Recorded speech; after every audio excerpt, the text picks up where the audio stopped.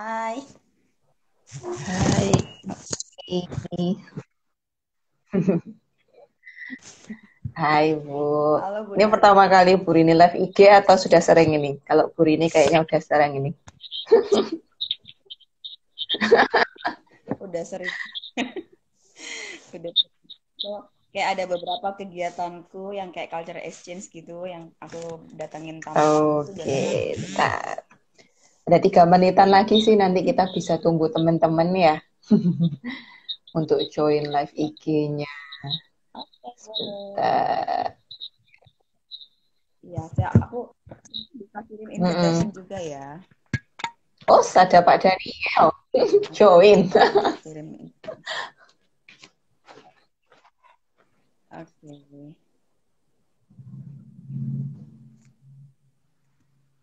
Oke, nanti ini yang ada beberapa parents mungkin ya yang join juga ya. Nanti Bu Rini akan berbagi tips-tips nih mengajar anak-anak di masa COVID.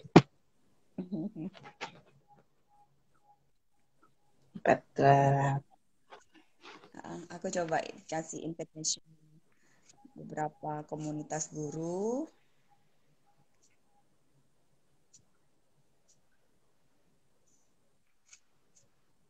Mhm.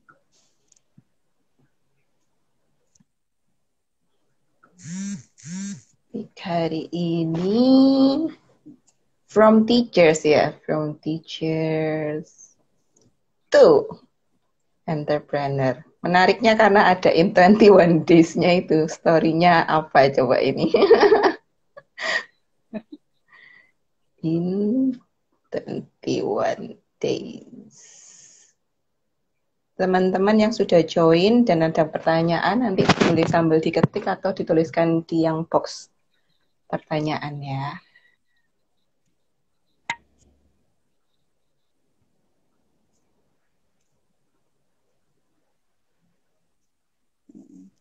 Aku udah send invitation ke banyak orang. Oke, Iya dong, supaya mereka jadi kanal kenal Ciputra dan Ciputra. mendapat manfaat ya dari pembicaraan kita hari ini ya. Ada Dewi, ada Pak Daniel, ada Desi Damayanti, Yurika, Ari, Salamanang. Oke, ini beberapa mungkin Mas Wayusi atau dari teman-teman. Oh, ada teman-teman Kenapa? di S2. Ya, ada teman-teman S2. Ada teman-teman di Oke, Medicine. banyak nih fansnya Purini, pendukungnya Purini. Oke, mengingat sudah 16.30 kita bisa start IG Talk-nya kita sore hari ini ya. Mungkin perkenalan sedikit, walaupun Purini ini sudah terkenal tentunya ya. Perkenalan sedikit profilnya Burini, siapakah Burini ini, terus aktivitas sehari-hari apa ini? Oke, jadi sebelumnya kenalin dulu, nama saya Dia Ayu Setiorini, saya biasa dipanggil Rini. Tapi saya paling seneng kalau orang lain tuh panggil saya Miss Rini gitu. Jadi udah 7 tahun ini saya Iya, nge-branding ini diri saya menarik dengan ini. Miss Rini. Dari Karena nama sampai ada Dia yang Ayu bilang, Setiorini kayaknya kamu dipanggilnya Miss Rini. jadi sampai ada yang bilang kayaknya kamu seumur hidup bakal dipanggil Miss Rini deh gitu. Oke, jadi saya biasa dipanggilnya Miss Rini karena saya biasa ngajar anak-anak dan mereka biasa panggil saya Miss Rini. Keseharian saya 7 tahun ini saya udah biasa ngerjain learning center. Jadi saya ada satu bisnis learning center namanya Miss Rini Learning Center. Udah jalan sih udah 5 tahunan gitu. Wow. Kurang lebih kayak gitu. Saya lahirnya 11 Mei 1986. So sebentar lagi saya ulang tahun. But unfortunately on this pandemic situation kayaknya nggak Oh, mungkin tetap jadi bisa birthday dong. month. Atau jangan-jangan nayain ulang tahunnya dengan keliling dunia ini biasanya ya. Gitu ya. Oke, unfortunately juga nggak bisa kali ini. Jadi ada banyak tiket yang udah Iya, cancel salah satu gitu. hobi Sri ini termasuk traveling ya, keliling-keliling dunia ya. Oh, sorry, suaranya kecil ya. Ahem. Oke, dengar Oke. suara saya dengar. Saya udah Volumenya udah paling gede nih. Kalau ditanya hobi, sebenarnya hobinya banyak sih ya. Cuman ada passion untuk ya dulu sih ceritanya, dulu banget. Um, saya tuh pengen banget pergi naik pesawat gitu ya. Terus kondisi keuangan keluarga sangat tidak memungkinkan untuk itu. Lalu saya punya mimpi, oh Tuhan kalau saya diberi kesempatan, saya nggak mau muluk-muluk deh mimpinya gitu. Waktu itu pertama kali banget mimpinya tuh cuma pengen pergi Israel sih, mau ziarah itu aja sih. Terus waktu di Israel saya berdoa Tuhan kalau saya diberkati, saya nggak cuma mau pergi di sini, tapi saya mau lihat banyak gereja-gereja yang indah di luar sana gitu. Jadi berawal dari itu sih, berawal dari mimpi untuk 7 keajaiban dunia. Ya puji Tuhan dengan menjalankan bisnis, mimpi jalan-jalan itu jadi terwujud sekarang gitu. Jadi sekarang kalau kalau tahun gitu, kalau awal tahun gitu taruh bucket listnya itu, oh tahun ini aku pengen lihat apa ya, aku pengen kemana, pengen jalan kemana. Jadi ya hobi sih Keren. jalan-jalan. Sekarang mau beranjak ke topik judulnya nih. Saya penasaran nih. Penasaran kenapa nih dari guru, ceritanya awalnya dulu berarti kerja ya, kerja jadi guru ya. Nah, dari awalnya kerja jadi guru, Betul, from ya teachers, betul. walaupun sekarang tetap guru, tapi statusnya beda ini, sudah statusnya entrepreneur. Boleh diceritakan sedikit perjalanannya dari guru mengajar di sekolah sampai akhirnya buat learning center sendiri, itu perjalanannya gimana kira-kira? Oke, awal sekali dari 10 tahun yang lalu ya, waktu saya menyelesaikan pendidikan S1 saya di salah satu universitas negeri di Surabaya. Sejak itu saya udah jadi guru les. Jadi saya suka ngajar gitu ya, dari rumah ke rumah. Terus setelah lulus dari program pendidikan S1, saya melamar ke sekolah-sekolah. Jadi ada beberapa sekolah yang saya pernah join, saya pernah kerja di sana sebagai seorang guru TK. Jadi sudah pernah di satu sekolah, oh kayaknya kok kayak nggak cocok ya manajemennya, saya pindah ke sekolah lain. Sampai akhirnya saya stay di satu sekolah di Surabaya Barat sini. Saya ada di sana selama 4 tahun. Jadi guru TK tetap ya. Jadi masuk pagi jam 7 pagi gitu ya. Udah di depan kelas, sudah sapain anak-anak, terus pulang sore jam 3 4 sore. Setelah itu saya masih harus ngajar lagi di rumah ke rumah selama hampir 4-5 tahun lah. Nah, sesudah itu saya jadi kepikirnya begini, kalau saya punya mimpi untuk jalan-jalan ke ketujuh keajaiban dunia dan saya hanya menjadi seorang guru TK di sekolah, rasanya mimpi itu bakal susah kecapainya gitu loh. Secara itu kan butuh biaya ya kan. Jalan-jalan itu kan butuh modal, butuh waktu, butuh kebebasan finansial. Lalu dari situ saya kepikir kayaknya enggak deh, aku nggak bisa jadi guru sekolah terus gitu. Sampai akhirnya saya putuskan, ini keputusan berat juga waktu itu ya dalam hidup karena saya enjoy di sekolah itu, saya merasa terberkati sekali dan akhirnya saya putuskan untuk saya berhenti dari sekolah itu dan saya memulai bisnis saya yang sekarang yaitu Miss Rini and Partner Learning Center.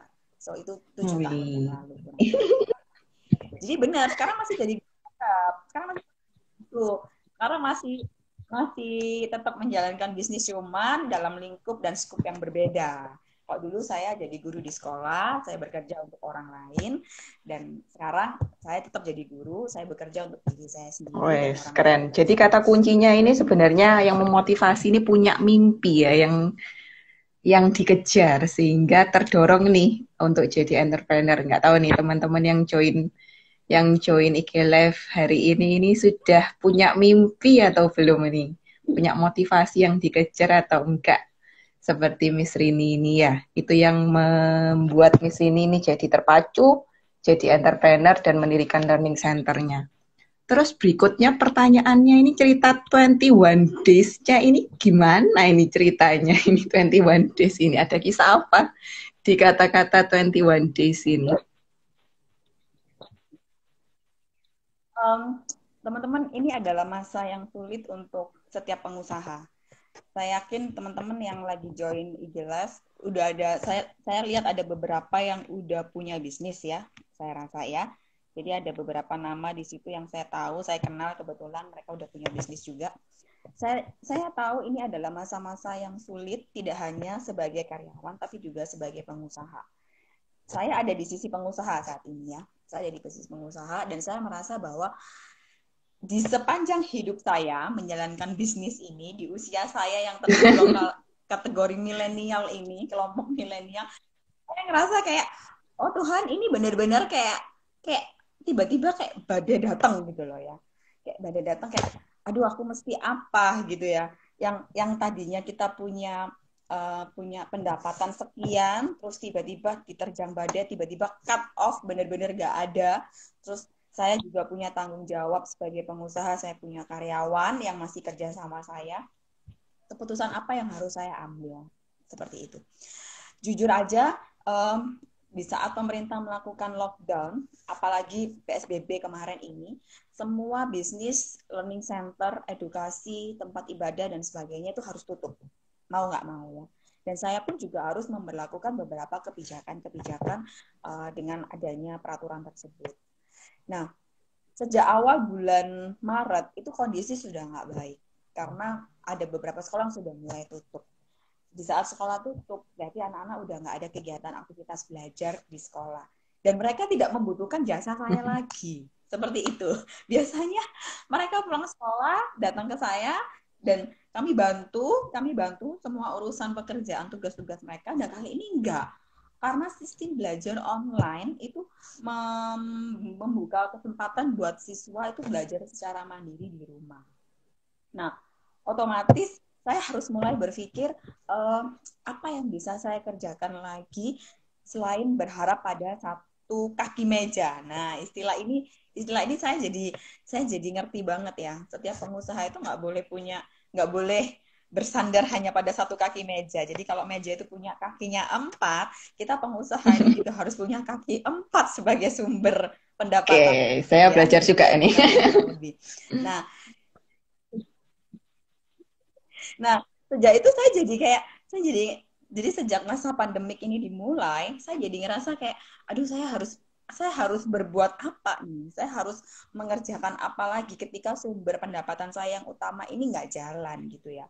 Jujur aja ya teman-teman, dari yang saya punya sekitar 100 siswa, tiba-tiba itu udah berhenti semua. Dan sekarang cuma tinggal 10 siswa. Sudah bisa bayangkan kan berapa yang hanya saya dapat dari 10 siswa. Sama mungkin bisa ditambahkan berapa guru ya yang handle 100 siswa itu? Ada berapa guru? Kenapa? Cek. Kenapa? Ya, 12 guru ya? 12 guru. Ada 12 ya, 12 guru. Iya, terus sekarang sudah harus menonaktifkan 10 guru. Jadi saya masih punya sisa 2 sekarang. So, mau nggak mau yang sudah 8-10 orang itu saya nonaktifkan karena mereka part-timer dan saya masih punya yang full-timer yang 2 ini. Lalu dari bulan Maret, April sampai sekarang ada istilah kita butuh 21 hari loh untuk membentuk kebiasaan baru. Ya, 21 hari untuk membentuk kebiasaan baru. Dan ini benar-benar saya alami. Kenapa 21 hari? Saya mendadak menjadi seorang sellers. Segala macam barang saya jual. Segala macam orang. Jadi gini, lucu. Saya ini bukan reviewer makanan. Saya bukan reviewer produk. Saya juga bukan artis Instagramable yang bisa di paid promote dan sebagainya. Enggak. Tapi saya punya database. Ada beberapa, maksudnya saya punya komunitas di tempat saya yang saya bisa jadikan itu sebagai database. Suddenly, karena situasi yang seperti ini, mereka datang ke saya. Miss, bisa reviewin makanan saya nggak? Bisa promotin nggak? Saya jadi reseller dong. Ya, Miss, bisa jadikan reseller aja. Nah, itu peluang buat saya.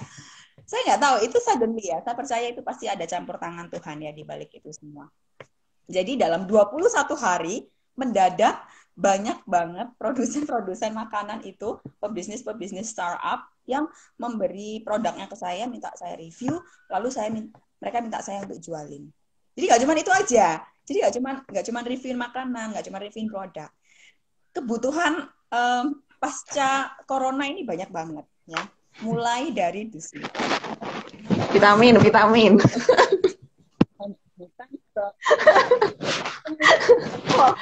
saya temin gitu.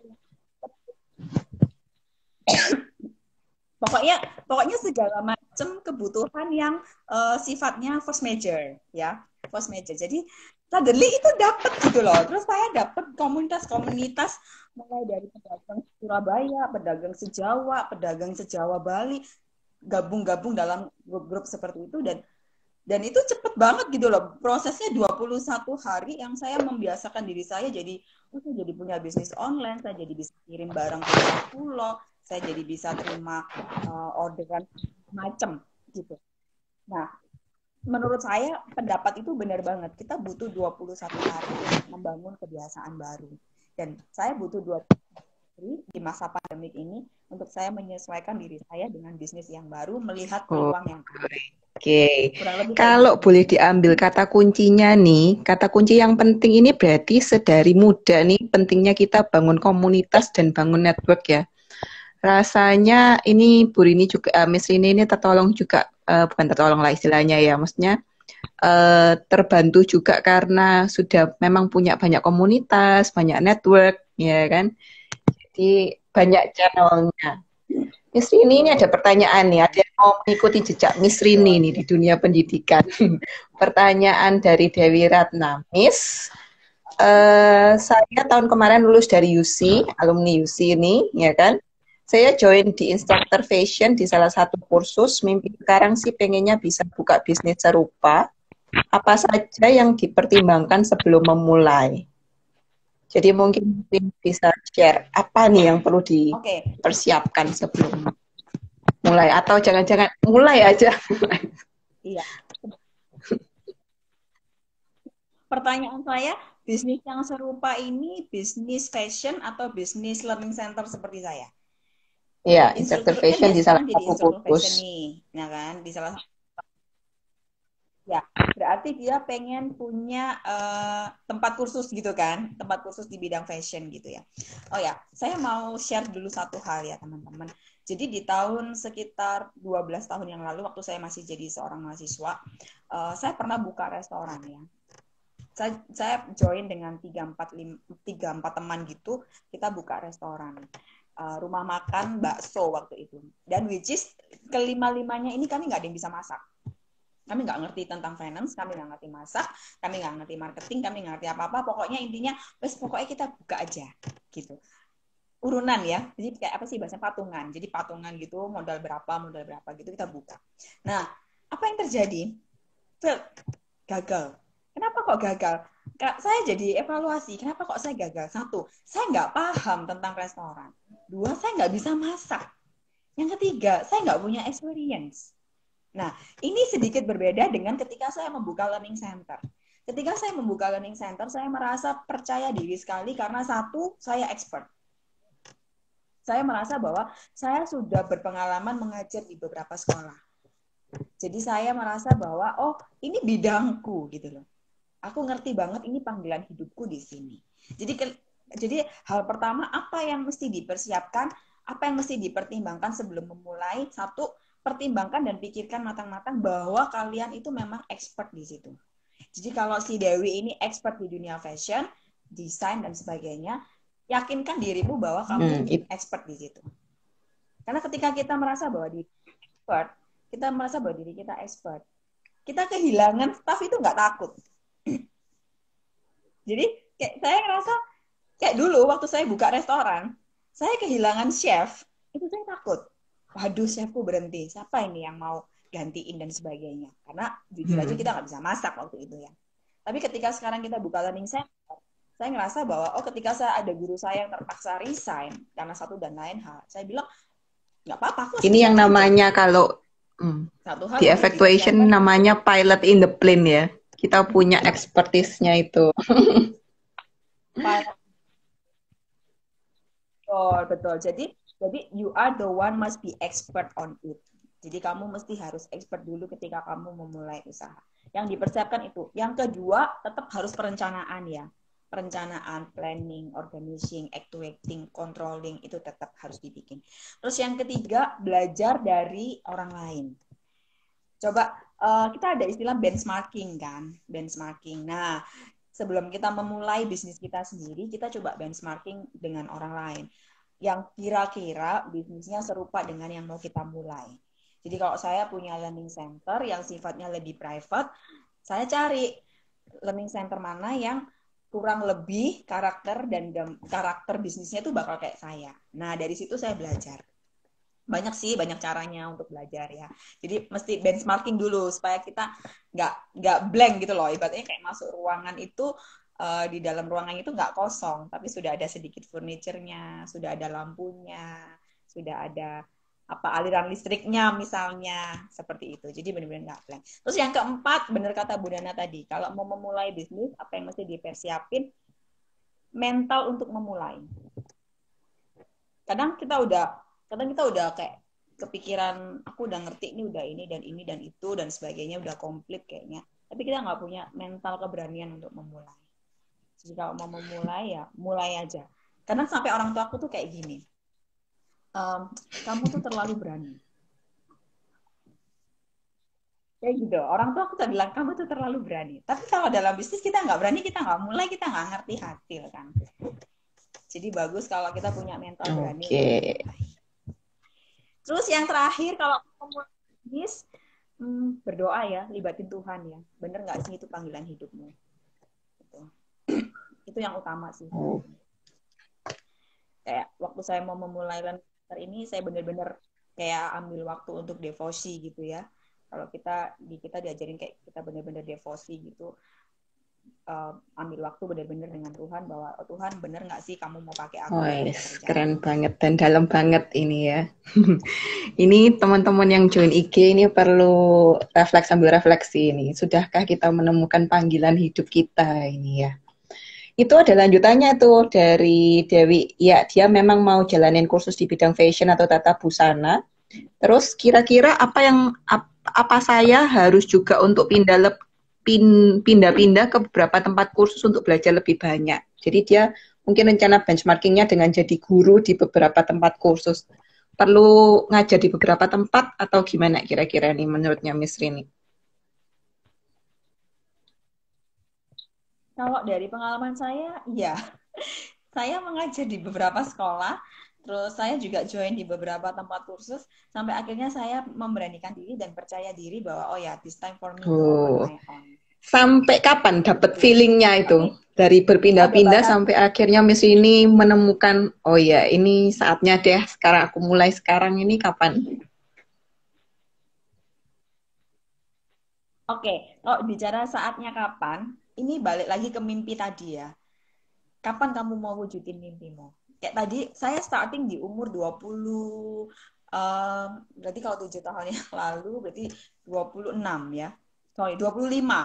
Nah, saya starting di umur 25. Waktu itu mimpi saya, sebelum umur 30, saya mau melihat 7 keajaiban dunia. Sebelum umur 30. So, which is saya sudah bikin set goal. Saya bilangnya goal ya, bukan plan. Saya bilangnya goal. So, goal saya sebelum 30, saya harus sudah di 7 keajaiban dunia. So, kalau saya sudah starting di umur 25, saya punya waktu 5 tahun untuk saya saving money, creating business and everything sebelum umur 30.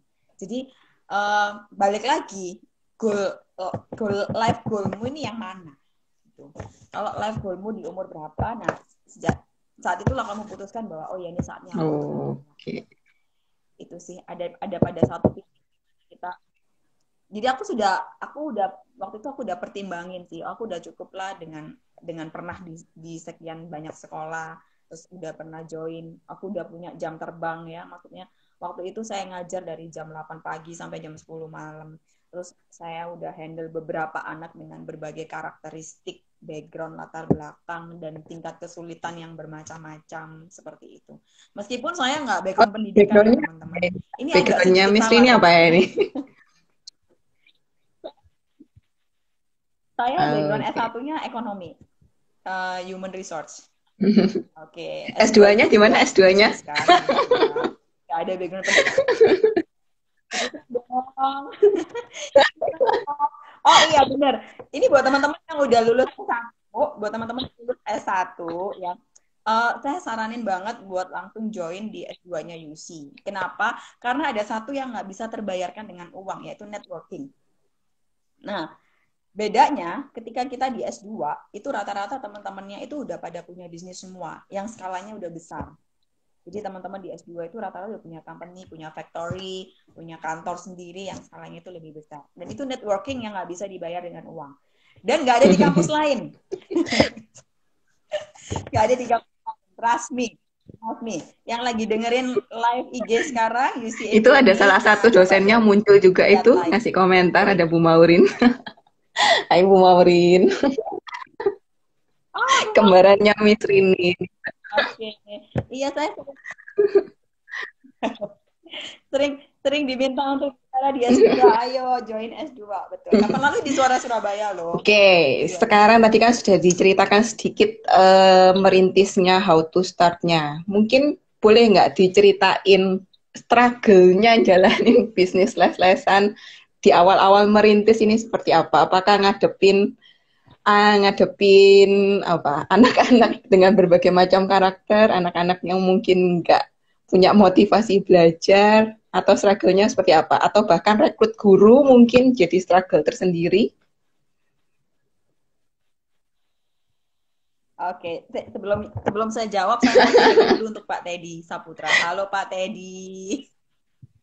Pak Teddy ini dosen family business ya teman-teman. Nah, di UC juga punya yang namanya family business, bisa join. Oke, kalau kalau ditanya struggle-nya seperti apa, sebenarnya ada banyak aspek. Saya mau coba kupas satu-satu ya. Yang pertama itu perizinan, aspek perizinan. Nah, ini juga ini juga lumayan susah sih teman-teman. Dulu waktu awal sekali saya buka bisnis ini, saya punya konsep bahwa saya mau bawa kondisi rumah, jadi situasi rumah untuk anak-anak. Jadi anak-anak datang ke saya bukan untuk belajar di tempat les, tapi mereka pulang ke rumah saya. Itu konsep konsep awalnya, yaitu homey environment ya. Jadi saya mau menciptakan suasana kekeluargaan ketika mereka datang ke saya. Sekali lagi, saya mau bawa mereka ke saya bukan karena mereka mau belajar di tempat itu, tapi mereka datang ke rumah saya untuk pulang ke rumah saya. Lalu saya mengambil konsep rumah. Jadi bukan di ruko gitu ya, tapi di rumah. Di rumah. Mereka suka karena mereka berasa seperti pulang ke rumah. Jadi datang masuk ruang tamu, makan di meja makan, terus ke kelasnya itu di room-roomnya itu. But itu nggak bisa dikondisikan kondisi seperti itu. Ternyata idealisme saya punya ide seperti itu tuh nggak bisa selamanya saya pakai. Kenapa? Karena kondisi, lingkungan, kebijakan, lingkungan, peraturan di lingkungan yang sangat tidak memungkinkan untuk saya teruskan. Tapi saya bertahan dengan itu 5 tahun. Saya harus ibaratnya fighting nih dengan pemangku jabatan di lingkungan setempat gitu ya. Sampai di demo, didatengin, protes, itu udah aku alamin. Oke, dengan akhirnya saya bergeser paradigma saya nggak mau idealis lagi. Oke, saya harus pergi ke satu tempat area sentra bisnis, yaitu kayak ruko gitu. Tapi saya tetap menciptakan suasana seperti homey, seperti di rumah. Jadi ruang tunggu saya setting seperti di ruang tamu dan sebagainya, dekorasi dan sebagainya saya konsepin. Itu yang pertama, peraturan ya. Kita terbentur dengan peraturan. Yang kedua, tenaga kerja, pasti SDM ya. Saya bekerja tidak dengan mesin, tapi dengan guru-guru yang bekerja sama saya. Saya tidak katakan mereka karyawan saya, tapi saya katakan mereka itu partner saya. Kenapa? Karena tanpa mereka saya makanya namanya Miss Rini and Partners ya. Saya berpartner dengan betul. Sampai ada yang salah paham. Partner itu dibilang pasangan hidup. Aduh enggak. Jadi kalau ada, jadi kayak satu tahun sekali kan saya suka bikin lunch gathering kan dengan parents sebagai ucapan terima kasih end of the year gitu. Saya bikin lunch gathering, saya kumpulin mereka. Miss Rini and partner. Mana nih partnernya? Partnernya Miss Rini yang mana? Gitu. Jadi partner ini adalah guru-guru yang kerja bareng sama saya. Itu juga susah loh ya penanganannya. Kenapa? Karena kita nggak kerja dengan mesin. Kalau kita kerja dengan mesin rusak, kita panggil tukang servis, beres. Atau mesin nggak bisa berjalan, kita diemin aja, dia nggak akan komplain. Tapi kalau kita bekerja dengan human resource yang which is itu manusia ya, guru-guru saya itu juga apa ya, penanganannya berbeda. Kita mesti pertimbangkan perasaan mereka. Kita mesti pertimbangkan lagi kehidupan pribadi mereka. Kita mesti pertimbangkan juga, kita pikirkan masa depan mereka ketika mereka bersama dengan kita. Pernah suatu ketika saya lagi dalam kondisi crowded, anak-anak ujian gitu ya. Tiba-tiba guru ini karena alasan pribadi gitu, kepentingan pribadi, berhenti. Sedangkan dia sudah menghandle beberapa klien misalnya, beberapa murid. Nah, itu jujur itu cukup menjadi persoalan ya waktu itu ya. Cukup jadi persoalan karena itu tadi yang kita tangani adalah anak-anak yang kita nggak bisa tinggalin mereka kapanpun kan. Yang dimana kita nggak suka kita bisa left gitu loh. Enggak. Nah, jadi bagaimana kita memaintain guru-guru yang ada dan kerja bareng sama saya. Puji Tuhan loh, hari ini saya punya guru-guru dengan background yang luar biasa. Jadi ada guru part-timer saya itu background-nya dokter umum. Ada juga guru part-timer saya background-nya dokter gigi. Jadi saya punya dokter umum, dokter gigi, terus saya punya accounting. Jadi mereka background accounting, cuma mereka punya passion mengajar. Terus art and drawing. Saya juga punya Mandarin teacher. Saya punya English teacher juga yang mengajar untuk profesional. Jadi memang ketika melakukan rekrutmen, saya hampir tidak pernah membuka rekrutmen itu keluar, tapi itu lebih ke kayak apa ya, word of mouth. Jadi ketika saya membutuhkan partner, saya minta lingkungan di sekitar saya, saya lagi butuh. Jadi rekrutmennya lebih ke arah word of mouth ya? Dan saya dapat dari mereka. Iya, betul. Nggak yang open. Oh, ada yang mau apply, guru menggambar. Jadi, kelihatan nggak ya Miss ini ya? Kelihatan ya? Ada Bu Maudie. Oh iya, Bu Maudie. Bu Maudie udah Bu Maudie udah from home ini skillnya jadi bertambah. Oke. Orang-orang tadi kan yang pertama perizinan, struggle-nya, kedua SDM juga ya. Ada lagi nggak ini yang ketiga, keempat dan seterusnya ini? Yang ketiga, keempat, nggak sih, lebih ke soal teknis aja sih sebenarnya. Yang ketiganya itu lebih ke teknis mengajar ya. Balik lagi ya, saya punya background guru yang bukan guru. Jadi mau nggak mau saya mesti kasih training ke mereka. Terus saya punya background guru yang mereka punya passion, tapi mereka nggak punya skillnya kan. Nah itu sometimes itu juga jadi problem tersendiri sebenarnya. Lebih ke teknis. Terus saya juga nggak punya klasifikasi murid mana yang harus saya tangani atau seperti apa. Saya nggak punya kayak gitu. Jadi kami welcome untuk semua murid. Kami welcome untuk semua background anak.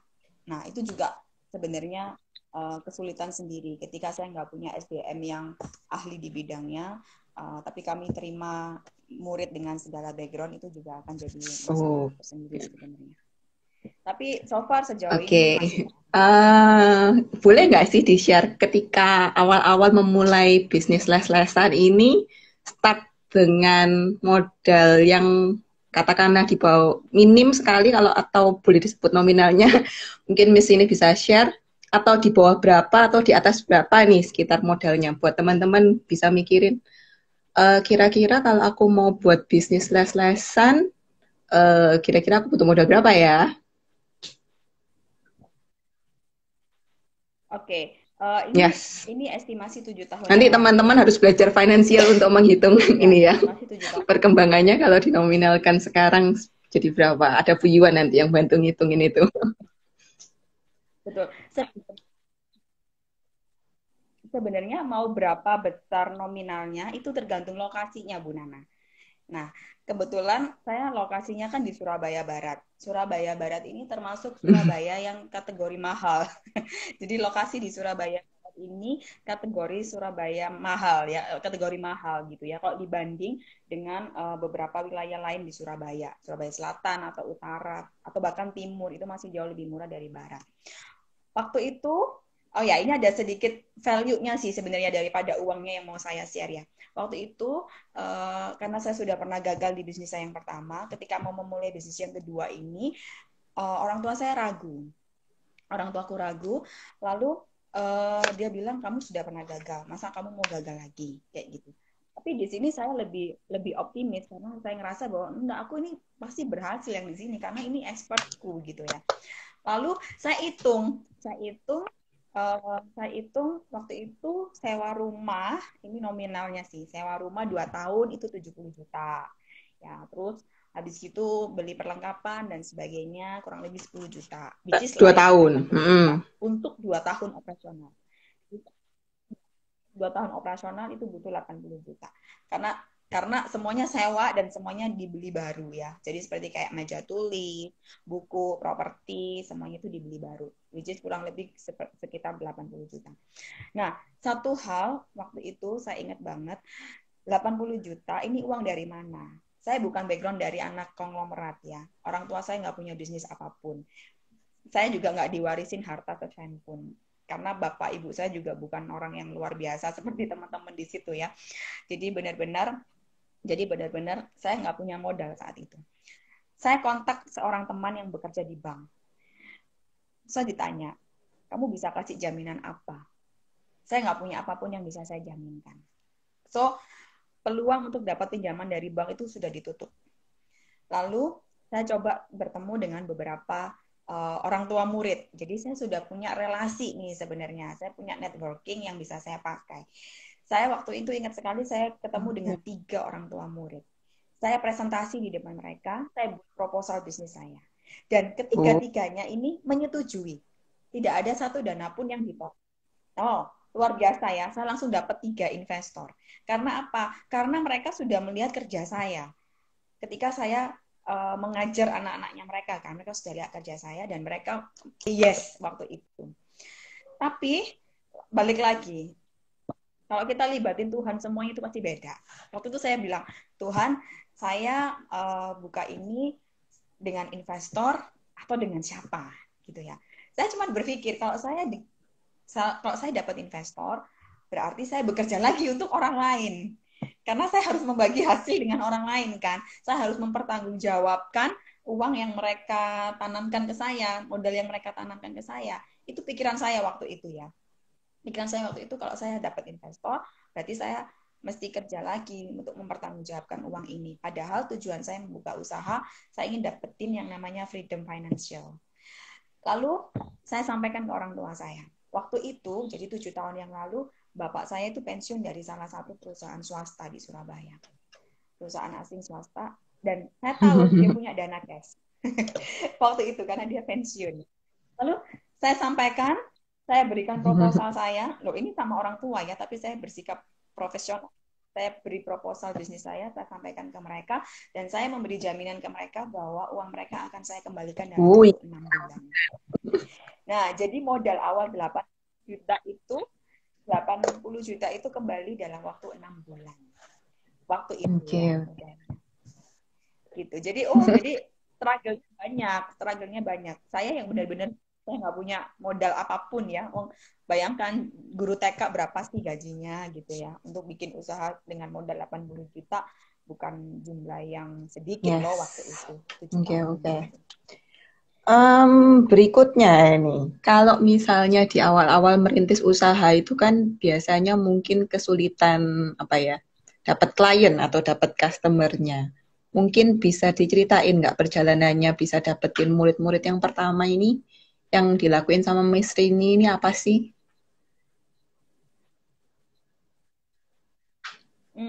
Oke. Kalau yang pertama kali, murid pertama saya ingat banget waktu itu saya cuma punya 10 murid. Pertama sudah 10 murid ya. Dari mana? Keren banget Miss Rini. Ya. Waktu ngajar jadi guru TK, after school saya masih kerja lagi. Ya, pokoknya waktu itu saya kerja bagai kuda deh pokoknya. pulang sore sampai jam 10 malam gitu ya. Jadi pulang dari sekolah, saya tuh masih ngajar lagi ke rumah-rumah gitu. Nah, itu ada 10 murid kurang lebih. Saat itu saya beranikan diri, saya katakan saya sudah nggak bisa lagi datang ke rumah Anda, karena saya mau buka les sendiri. Kalau Anda masih mau belajar sama saya, anak-anak boleh dibawa ke tempat saya. Nah, itu gambling loh, karena kenapa kok gambling? Saya bisa jadi kehilangan 10 ini kan, karena mereka nggak mau datang, mereka mau bisnis rumah. But ya, namanya bisnis ya, take it or leave it, right? And then uh, puji Tuhan, yang 10 itu tetap mau sama saya. Nah, dari yang 10 ini, saya dari bulan pertama saya langsung dapat 10, terus 15, pokoknya kelipatan-kelipatan gitu deh. Sampai 1 tahun pertama saya sudah dapat Oh. 70 di 1 tahun pertama. Saya, waktu itu saya komit saya tidak mau beriklan. Di 3 tahun yang pertama, saya tidak mau spend uang saya dengan iklan. Tapi saya alokasikan budget iklan itu dengan berdonasi. Jadi 1 tahun, jadi kayak setahun 2 kali gitu, saya ada bawa pergi anak-anak panti asuhan untuk berlibur. Nah, dari doa-doa mereka lah saya diberkati. Jadi saya komitmen untuk saya 3 tahun pertama saya nggak mau pakai budget. Jadi semuanya itu murni by relasi, word of mouth, dan doa dari teman-teman. Wes, keren, keren, keren. Makanya tadi yang di tipsnya yang kelima kan jangan lupa untuk berdoa kan ya, memastikan apakah ini panggilan hidupnya atau enggak. Bahkan ketika kita mulai menjalankan bisnisnya pun kita enggak meninggalkan berdoa sama Tuhan juga ini. Oke, ini sekarang 5:08. Kita mungkin masih punya kurang lebih 10 menitan ya. Mungkin Bu Miss sampai ketukar-tukar ini Bu sama Missnya. Mungkin Miss ini bisa ngasih tips-tips nih buat teman-teman yang mau jalanin bisnis bimbel juga. Kira-kira tips-tipsnya buat mereka apa? Plus satu lagi tips, mungkin siapa tahu nih yang lagi dengerin ini ada yang jadi parents juga, yang lagi struggle nih ngajarin anak-anaknya di rumah selama masa-masa WFH ini. Tips-tipsnya dari Miss Rini apa nih? Jadi 2 tips ya, buat parents sama tips menjalankan bimbel. Oke, kita kalau bicara parents dulu ya, dari sisi parents. Saya mau sedikit cerita sih, dari selama masa pandemik ini. Jadi selama masa pandemik ini kan banyak anak-anak yang learn from home, yang which is mereka, jadi murid-muridnya saya itu dari usia TK sampai SMP, dan mereka itu learn from home. Learn from home ini adalah culture baru yang ada di negara kita, yang benar-benar baru. Kenapa? Karena kita nggak pernah ini sebelumnya, guys, gitu kan. Jadi yang biasanya pagi anak itu berangkat ke sekolah, terus pulangnya udah sore, orang tuanya itu udah bebas dari anak-anaknya. Itu happy banget orang tua. Nah, tapi ketika learn from home, anak-anak ini bangun tidur sudah sama orang tua, belajar offline sama orang tua, sampai semua segala tugas itu harus sama orang tua. You know, Bu Nana, setiap pagi itu ada aja orang tua yang sorry ya, ini kalau ada orang tua yang join. Ada aja orang yang WA saya. Jadi, aduh Miss Rini, kapan ya pandemik ini berakhir? Saya udah nggak tahan. Aduh Miss Rini, pekerjaan anak-anak ini kok susah-susah ya. Aduh Miss Rini, saya itu sudah aku tuh nangis aja. Jadi bukan anaknya yang nangis loh, orang tuanya yang nangis. Jadi kayak gitu loh. Terus saya bilang lama-lama saya buka biro konsultan ini. Jadi orang tua yang sudah ngalamin stres karena masa pandemik ini harus menemani anaknya belajar. Tips buat orang tua. First of all, jangan jadikan itu beban. Nikmatilah semua proses bersama dengan anak Anda. Percayalah bahwa ini nggak akan lama, gitu ya. Jadi kalau kita masih berpikiran di kepala kita ini bakal lama, aduh kita bakal stresnya berkepanjangan. Tapi percayalah ini tidak akan lama. Nikmatilah proses belajar bersama dengan anak-anak. Yang kedua, less expectation. Biasanya orang tua berekspektasi anaknya untuk memiliki prestasi yang tinggi, setinggi-tingginya. Tapi ketika kita berproses bersama dengan anak, kita tahu exactly anak kita kemampuannya sebagaimana dan sejauh mana anak kita memiliki kemampuan itu. So kalau kita less expectation, kita nggak berharap tinggi, itu nggak akan mengecewakan gitu kan. Nah, ketika kita punya harapan yang terlalu tinggi dan ketika kita sudah berproses dengan mereka, kita tahu realnya mereka seperti apa, akhirnya kita jadi kecewa kalau ekspektasi itu kita nggak kesampaian. Terus yang ketiga, less ambisius ya. Jadi mengurangi ambisi ya. Kadang kita taruh ambisi kita sebagai orang tua ke anak-anak. ambisi orang tua, bukan ambisi anak gitu ya. Jadi ya kita tahu kapasitas anak kita, jadi ya mulailah untuk belajar tidak terlalu berambisi supaya kita tidak kecewa. Terus yang keempat lagi relax ya, lebih relax. Sebenarnya fase work from home atau learn from home ini harus benar-benar dinikmati sebagai sesuatu yang relax, bukan sebagai suatu tekanan. Karena banyak orang tua yang menganggap bahwa ini tekanan belajar. Belajarnya online, tugasnya banyak, susah-susah lagi. Mana harus pakai aplikasi ini dan itu dan ini dan itu yang which is orang tua itu nggak pernah sebelumnya gitu loh. Jadi mari kita isi work from home, learn from home ini dengan relax, santai gitu ya. Jadi seperti orang bermain sebenarnya ya, nggak seperti benar-benar belajar. Kalau belajar di sekolah mesti bangun pagi pakai seragam dan sebagainya. Kalau sekarang work from home, mama bisa di rumah pakai daster. Nggak bisa pakai daster. Mamanya work from home juga soalnya.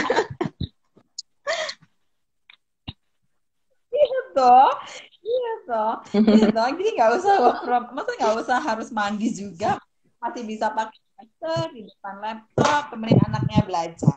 Ya kan, apapun semua ada di Google loh, ya gampang loh, macam soal solusinya sebenarnya, nggak susah-susah amat juga. Terus kalau yang tips yang buat teman-teman yang mau jalanin bisnis bimbel nih.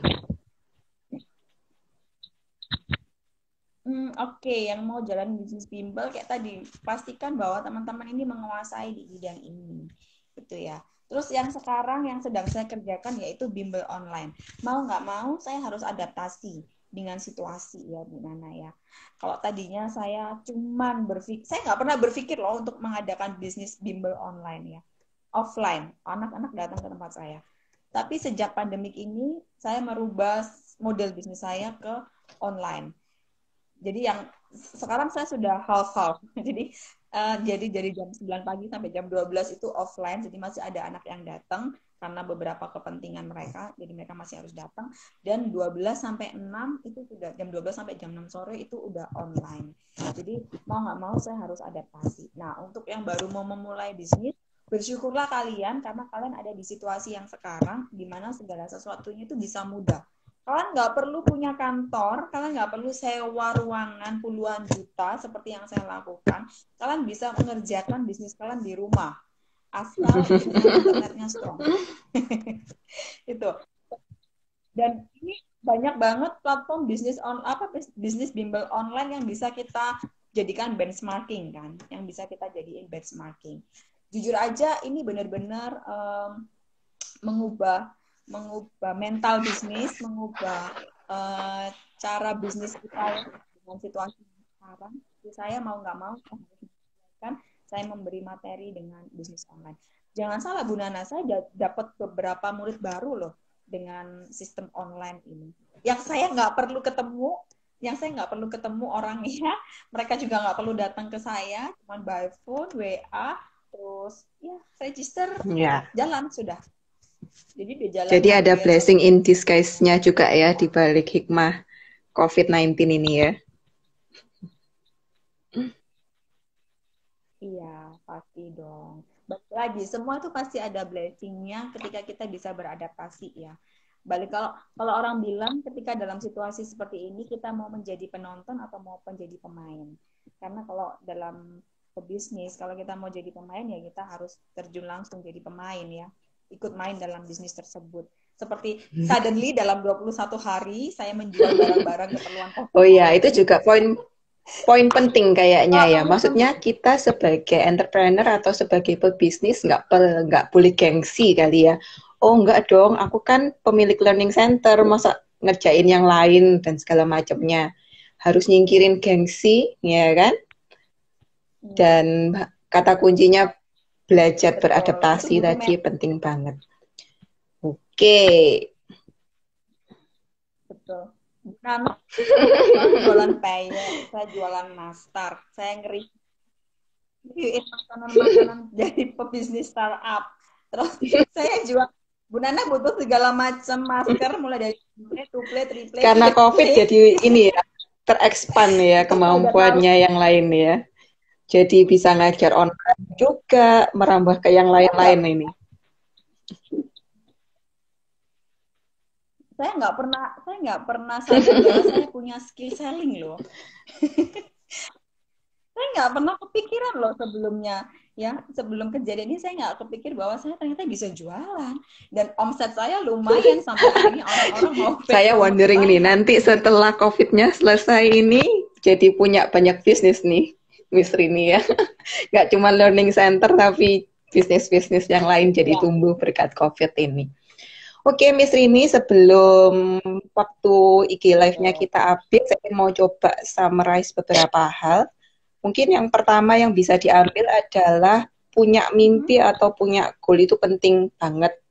Dan ketika kita punya mimpi atau punya goal yang pasti harus smart, timeable, ya kan? Saya lihat Miss ini punya time frame-nya yang jelas banget sehingga kapan tahu ini nih saatnya aku mulai sendiri nih bisnis saya. Terus yang kedua yang nggak kalah pentingnya adalah menjalin relasi sama networking. Ya, itu penting banget untuk kita sedari muda, kita jalin relasi, jalin networking, karena itu penting banget ketika kita nanti jalanin bisnis kita, ataupun ketika kita mau start bisnis kita. Terus tadi tipsnya buat yang mau memulai bisnis, sedapat mungkin ini expert di bidang itu, ya kan? Terus punya perencanaan, perlu lakukan benchmarking, terus mulai aja, dan jangan lupa untuk berdoa. Seperti itu. Terus tadi tipsnya buat mama-mama yang mengajar anaknya di rumah ini, jangan jadikan beban. Terus less expectation, less ambition, sama relax. Mungkin ini sebagai penutup sebentar. Oh, oke. Ini agak out of context, tapi karena mungkin Miss ini lagi jalanin, nggak apa-apa. Pertanyaan dari Priscilla. Bu, mau tanya bagaimana mengenai jualan barang medis dengan harga yang di-markup berkali lipat, contoh masker, vitamin, alkohol, dan seterusnya. Mungkin singkat aja sebelum IG Live kita terputus nanti ini. 17.25 kita habisi. Oke. Jawaban saya juga singkat ya. Kita mesti tahu customer kita siapa dan kita sendiri harus punya patokan margin kita berapa. Gitu. Sama seperti halnya kita ketika saya dapat barang-barang yang force major itu dapatnya sudah mahal. Saya dapatnya sudah mahal. Terus saya juga mesti lihat saya ini jualnya ke end user atau ke reseller lagi. Nah, kalau ke reseller lagi berarti saya nggak bisa jual dengan harga tinggi kan, karena kita mesti bagi berkat juga untuk resellernya. Nah, sebaliknya dengan end user pun kita juga masih punya patokan, saya mau punya margin berapa, 10% kah, 5% kah, atau 20% kah. Seperti itu. Yang pasti kalau jadi pebisnis kita nggak boleh memanfaatkan ya, maksudnya bukan yang oportunis ya, kita bukan jadi pebisnis yang oportunis ya. Kita boleh memanfaatkan situasi dengan masuk menjadi pemain bisnis di sana, tapi juga tidak memanfaatkan pembeli ya, dalam artian saya tahu pembeli saya ini punya uang, misalnya saya tahu dia ini punya uang, udahlah tak naik-naikin aja pasti dia beli ke saya. Enggak kayak gitu juga. Karena however sebagai seorang pebisnis kita juga perlu punya mental, yaitu mental takut akan Tuhan. Karena kalau itu nggak dimiliki, nggak ada yang bisa kontrol kita. Thank you ya Miss Rini, thank you juga untuk teman-teman yang sudah join IG Live hari ini. Semoga bisa jadi berkat buat semua kalian yang sudah mendengarkan hari ini. Oke, kita akhiri ya. Thank you semuanya. Thank you semuanya, salam sehat. Salam entrepreneur. Salam entrepreneur.